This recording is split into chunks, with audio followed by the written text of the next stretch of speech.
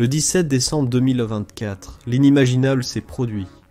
L'Ukraine a porté un coup précis et dévastateur en profondeur à la Russie, sans recourir à une invasion massive. La cible était Igor Kirillov, l'un des généraux russes les plus en vue. Mais ce n'était pas seulement un assassinat, c'était un message. Personne en Russie n'est en sécurité. La frappe montre jusqu'où l'Ukraine est prête à aller, et à quel point elle est capable d'atteindre le cœur même du pouvoir russe. La pression touche plus que les généraux. Vladimir Poutine doit probablement perdre le sommeil, se demandant s'il pourrait être le prochain. Cette vidéo analyse l'audacieux assassinat du général Kirillov par l'Ukraine, explique comment il a été réalisé, et ce que cela implique pour le pouvoir instable de Poutine. Plongeons-y. Kirillov a été accusé par la police ukrainienne d'avoir utilisé des armes chimiques interdites en Ukraine pendant la guerre, un acte qui constitue un crime de guerre selon la Convention de Genève. Kirillov a été jugé par contumace, ce qui signifie qu'il était absent des procédures judiciaires en Ukraine. Cependant, le service de sécurité ukrainien a choisi d'aller au-delà d'une simple tentative d'emprisonnement. Suite à la condamnation, le service de sécurité de l'Ukraine, ou service de sécurité de l'Ukraine, a décidé qu'il était une cible militaire légitime, qui nécessitait une frappe ciblée à longue portée. Moscou étant très protégé contre les attaques de drones, comme le montrent les tentatives infructueuses précédentes de l'Ukraine sur la capitale russe, le plan a dû être modifié. Le service de sécurité de l'Ukraine a donc trouvé une nouvelle approche. Ainsi, un scooter commun est devenu le mécanisme de livraison pour un petit 300 grammes ou 0,7 livres. Charge explosive.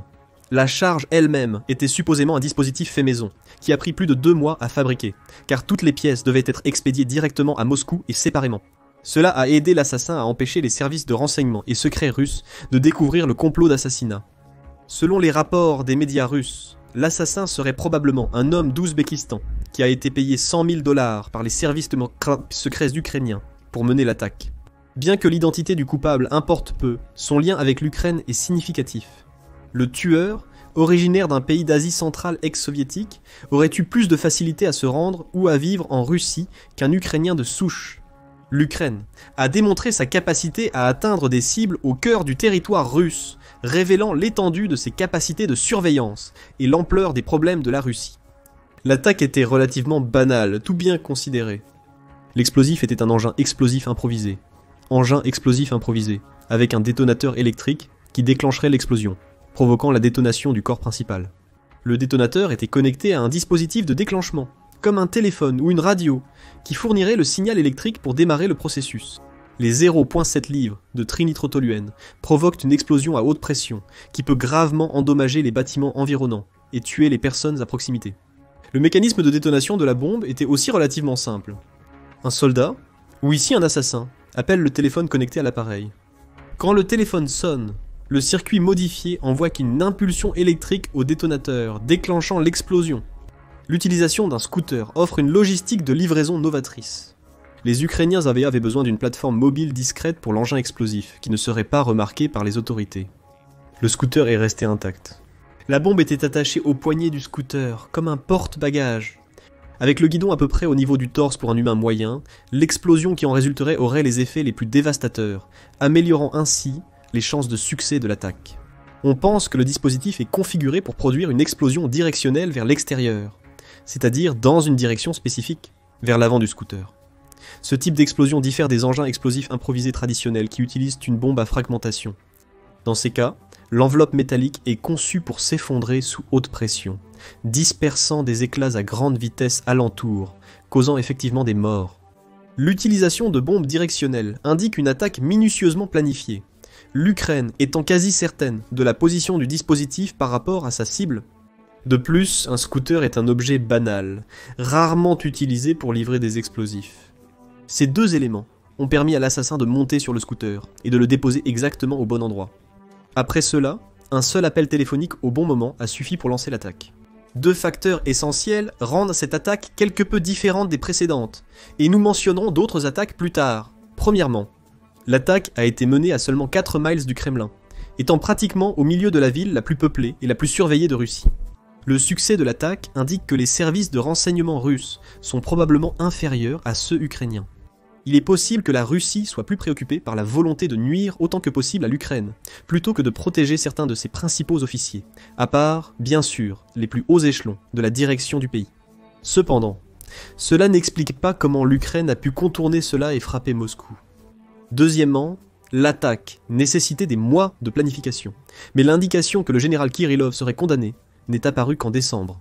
Cela suggère que les services secrets ukrainiens avaient probablement déjà planifié un assassinat, indépendamment du procès, qui n'était qu'une contrainte de temps sur son exécution. Avec la condamnation, l'Ukraine a fait du général une cible militaire vitale, justifiant l'attaque selon les responsables ukrainiens.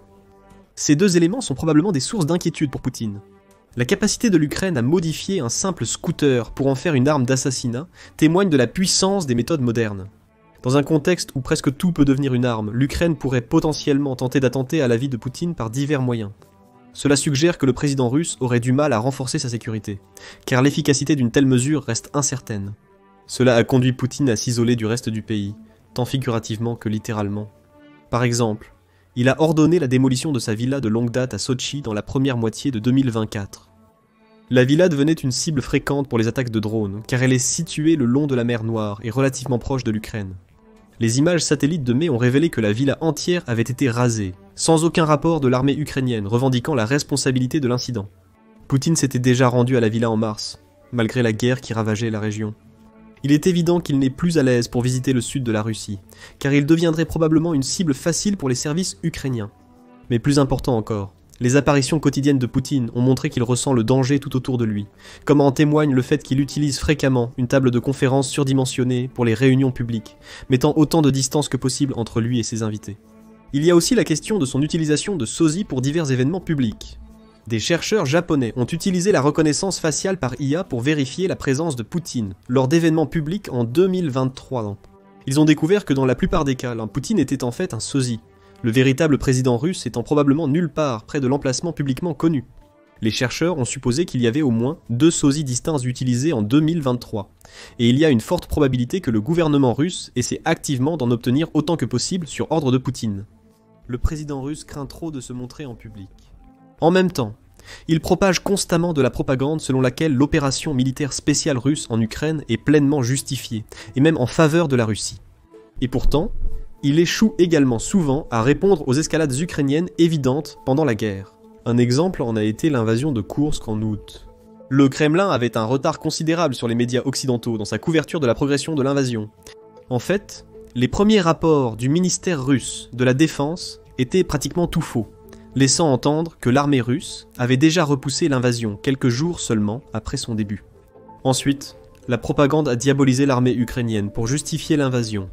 L'invasion de l'Ukraine par Poutine était en fait favorable à son agenda intérieur, car elle visait à dénazifier l'Ukraine et à montrer que le gouvernement ukrainien actuel menaçait le régime russe en place. Bien sûr, le fait que l'invasion ukrainienne de Koursk était un effort militaire pour repousser la Russie a été commodément omis par les autorités russes lors de la diffusion du message à leur peuple. Après 3 ans de guerre, certains pourraient croire que la majorité des Russes est en réalité contre Poutine. Toutefois, il ne faut pas sous-estimer l'étendue de la propagande russe. Selon Maria Snegovaya, auteure et chercheuse pour le Centre d'études stratégiques et internationales, ou Centre d'études stratégiques et internationales Centre analytique, le soutien public russe pour la guerre en Ukraine est resté stable à 70% tout au long de la campagne de 3 ans, et Mostima. Cela semble dû à l'absence d'opposition politique réelle en Russie. Au cours de la dernière décennie, il n'y a eu aucun véritable défi à l'autorité de Poutine. Le premier président russe, Boris Eltsine, a directement confié les rênes de la Fédération de Russie à Poutine. Après cela, Poutine a été remplacé par Dmitri Medvedev, qui n'était en réalité qu'un prête-nom pour Poutine, car la loi russe de l'époque l'empêchait de servir plusieurs mandats. Depuis le changement de loi initié par Poutine, il est le président incontesté depuis plus de 10 ans. Même les élections de 2024 ont montré qu'il n'y a pas de réelle menace politique pour le mandat présidentiel de Poutine. Selon Brian Whitmore, chercheur principal au Conseil de l'Atlantique, la plus grande menace pour la Russie n'est pas la politique ou l'opposition, mais le chaos, ce qui explique en partie la mentalité russe. Whitmore suggère en outre que les Russes détestent le chaos. Toute menace extérieure indirecte envers la Russie est donc présentée comme chaotique, et les tentatives pour l'éliminer sont ardemment soutenues par le public. Naturellement, l'une des rares façons pour la Russie de contrer les menaces extérieures est par le biais de la guerre.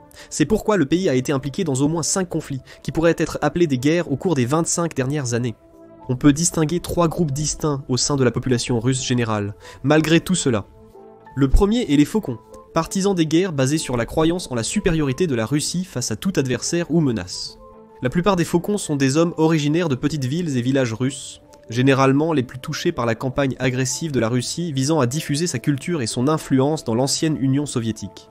On estime que les faucons représentent environ 30% de la population. Le deuxième et le plus grand groupe est sans doute les conformistes, des personnes sans lien significatif ni implication en politique. Pour eux, le statu quo actuel reflète les politiques intérieures et étrangères actuelles de la Russie.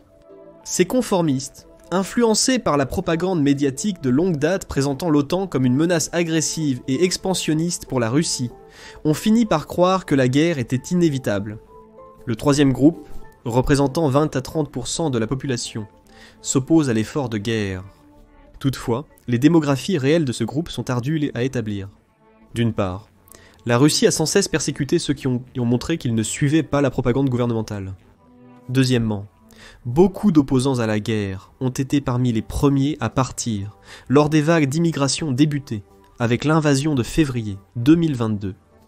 Fin 2022, environ 1 million de personnes ont quitté le pays, la majorité d'entre elles ne souhaitant probablement pas revenir. Ce sont surtout des cols blancs et leurs familles, dirigés par des hommes ayant fui le pays pour éviter l'enrôlement ou la persécution à cause de leurs convictions pro-européennes. Ainsi, le dernier groupe s'est fait rare récemment, expliquant le soutien apparemment sans fin de Poutine durant la guerre. Mais on peut soutenir que ce n'est pas la population générale qui a mis Poutine au pouvoir ou qui l'a maintenu là. Ce sont les élites qui lui ont permis de rester président aussi longtemps. Cependant, Poutine s'est efforcé de réduire le contrôle des oligarques dans le pays.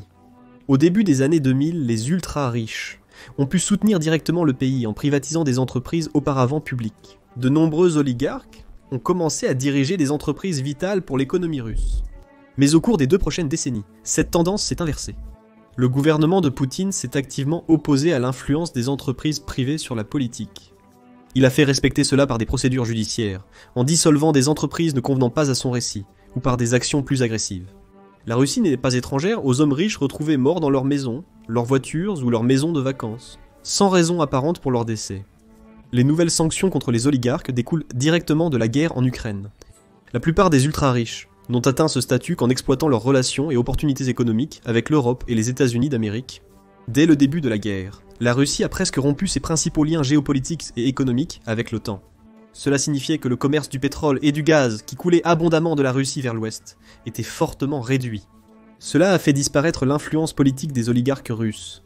Cela n'a fait qu'autoriser Poutine à accélérer ses plans pour les démanteler des postes vitaux dans le gouvernement et la politique. Alors, quel était le statut actuel du règne de Poutine en Russie ? Sans le besoin d'oligarques, l'administration actuelle mise pratiquement sur la guerre en Ukraine. Le régime est soutenu par des dépenses militaires et de défense nationale contrôlées. Cela est équilibré par le fait que la Russie effectue une part significative de son commerce avec la Chine et l'Inde, spécifiquement dans le pétrole et le gaz, devenus leurs plus grands importateurs lorsque le puits occidental s'est asséché. Poutine a donc plus que jamais besoin du soutien de la Chine et doit faire croire qu'il peut gagner la guerre pour continuer à le recevoir. Si la Russie réussit à conquérir l'Ukraine, son territoire riche en ressources naturelles, nécessaires à la Chine, et en main-d'œuvre convoitée par la Russie, pourrait redresser l'économie et la démographie russe à leur niveau d'avant-guerre. Toutefois, la Russie ne paraît pas capable de le réaliser dans un avenir proche. Paradoxalement, la Russie n'a pas réussi à atteindre des objectifs significatifs en 2023 et 2024. Ce n'est que durant les 2 derniers mois de 2024 que la Russie a progressé dans le Donbass, inquiétant l'Ukraine et les médias occidentaux. Poutine a tenté d'utiliser l'arsenal nucléaire russe pour intimider l'OTAN et retarder l'envoi d'équipements militaires essentiels à l'Ukraine, avec des résultats mitigés. Malgré des retards de quelques mois pour certaines donations, l'Ukraine a continué à recevoir de plus en plus d'équipements. Finalement, lorsque l'Ukraine a envahi Koursk avec pratiquement aucun soutien de l'OTAN, les menaces de Poutine se sont une fois de plus révélées vaines. Dans les mois qui ont suivi, les États-Unis ont continué à fournir de l'équipement militaire à l'Ukraine, allant jusqu'à autoriser l'utilisation de missiles Atakum sur le territoire russe. Pourquoi cela importe-t-il ? Encore une fois, tant que la Russie maintient le récit qu'elle gagne la guerre, elle bénéficie du soutien de la Chine et de sa population en général. Avec les oligarques écartés, Poutine doit séduire ces 2 parties pour rester au pouvoir. Et l'Ukraine a mené sa propre campagne de propagande agressive. Les discussions portaient souvent sur la réfutation des affirmations russes concernant la progression de la guerre et les politiques mises en place par l'OTAN et l'Ukraine au fil des années. Mais une autre campagne, plus importante, à laquelle l'Ukraine a participé ces 2 dernières années, nous ramène à la peur de Poutine pour sa vie. Assassinat. L'attaque contre un général Kirillov, s'ajoute à une série d'assassinats menés par l'Ukraine. Les services de renseignement ukrainiens affirment avoir assassiné le docteur Mikhail Shatsky, responsable du développement de la nouvelle génération de missiles de croisière russes. En 2022, l'Ukraine est soupçonnée d'avoir été impliquée dans l'assassinat d'Ilya Kiva, un fervent soutien de Poutine, qui était membre du Parlement ukrainien et qui a lutté pour que le pays se rende au début de la guerre. Un blogueur d'origine ukrainienne et passionné militaire pro-Poutine, Maxime Fomin, dont le nom de plume était Vladlan Tokarski, a été tué en 2023, cette fois par l'explosion d'un buste. Avec ces assassinats, il semble clair que l'Ukraine cherche à stopper la propagande russe à la source, en ciblant les hommes les plus susceptibles de relayer l'information et de soutenir l'effort de guerre du pays.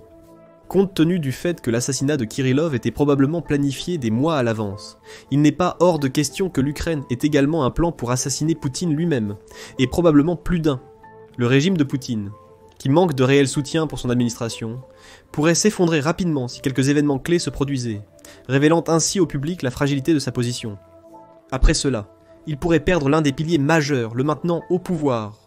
Pire encore, si certains Russes entreprenants décident de s'allier à l'Ukraine, ils pourraient devenir les personnes qui tuent Poutine et mettent fin à la guerre par inadvertance. Que pensez-vous de la possibilité que Poutine soit la prochaine cible de l'Ukraine ? Faites-le nous savoir en commentaire et merci d'avoir regardé.